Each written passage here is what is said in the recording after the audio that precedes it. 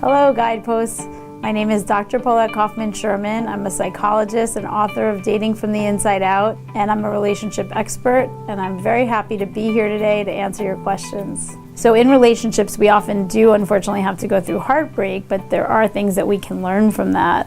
And I think in the Bible, there's a place where they talk about keeping these words on your heart. And in a Hasidic story, a student asked a rabbi, why is it that we keep these words on our heart instead of in our heart? Which is a good question. And he said, because our hearts are often closed, but when they break open, like during heartbreak, then they can fall deep in within us. And so it's not that I'm saying that heartache is necessarily something we want or a good thing, but sometimes when we go through very hard times or suffering or challenges, we gain so much wisdom, so much compassion. We get out of our comfort zone, out of our ego, and we're sort of more open to spirit and to answers that we wouldn't normally be open to. And we learn a lot, because we're out of our daily comfort zone. So many people say, one of two things can happen. You can shut down your heart if you've been hurt and say, no more dating for me, I'm off the market, men are gonna keep hurting me, or women for that matter. Or you can say, I have an exercise in my first book, Dating from the Inside Out. It's a golden staircase. And it talks about what did you learn from your past breakup and from your past relationships, so it can take you up a step and you won't repeat that next time. So you start to feel wiser and more prepared and more ready, and that you grow from every relationship. So dating becomes a spiritual journey.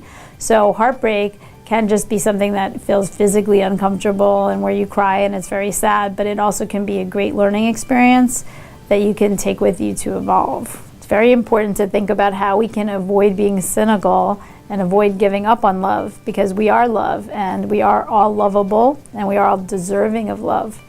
But it's easier said than done, because dating is very hard, especially these days, and people are not always kind. There isn't always good dating karma, and it can be very painful. I think one of the things that's really important to do is to not reject yourself in the process, to be able to look in the mirror or write a list of all the things that make you a wonderful person and a great catch. As strange as that sounds, it never sounds strange for people to write a list of all the things that they're insecure about, for me, right? But if I ask them to do that, sometimes it's hard. But we all have wonderful things, and our friends and our parents and people who love us could write that list for us.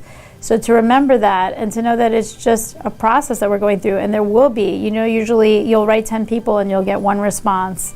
So it takes a while to connect to somebody, and you only need that one person. So you just have to keep believing in yourself, like in anything else, and to keep going and to keep loving yourself and remembering that you're worthy, and to not hopefully get cynical, to have faith and to trust that, you will have a happy ending, and that you will learn in the process.